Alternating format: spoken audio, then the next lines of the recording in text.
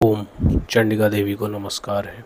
मार्कंडेय जी ने कहा, पितामह, जो इस संसार में परम गोपनीय तथा मनुष्यों की सब प्रकार से रक्षा करने वाला है और जो अब तक आपने दूसरे किसी के सामने प्रकट नहीं किया हो, ऐसा कोई साधन मुझे बताइए।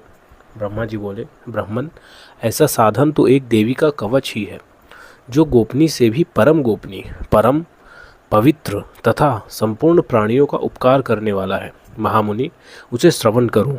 देवी की 9 मूर्तियां हैं, जिन्हें नव दुर्गा कहते हैं। उनके पृथक पृथक नाम बतलाए जाते हैं। प्रथम नाम शैलपुत्री,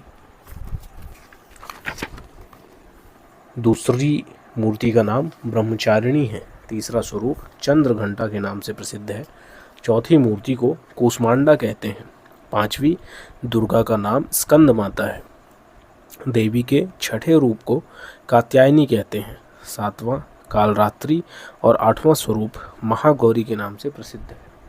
नवीं दुर्गा का नाम सिद्धिदात्री है। ये सब नाम सर्वज्ञ महात्मा वेद भगवान के द्वारा ही प्रतिपादित हुए हैं।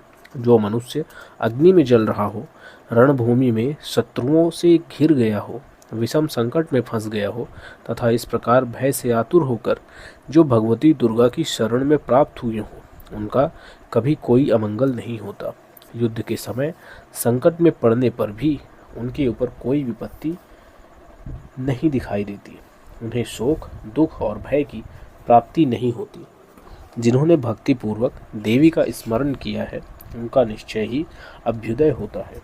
देवेश्वरी, जो तुम्हारा चिंतन करते हैं, उनकी तुम निस्संदेह रक्षा करती हो।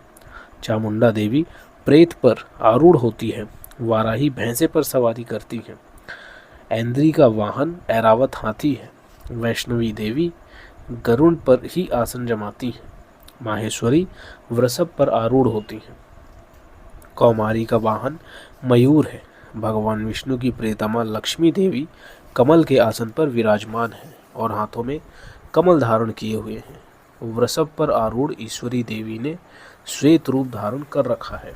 ब्रह्मा देवी हंस पर बैठी हुई हैं और सब प्रकार के आभूषणों से विभूषित हैं।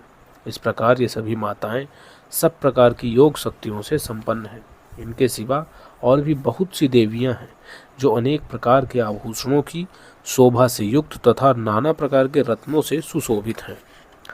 ये संपूर्ण देवियां क्रोध में भरी हुई हैं और भक्तों की रक्षा के लिए रथ पर बैठी दिखाई देती हैं।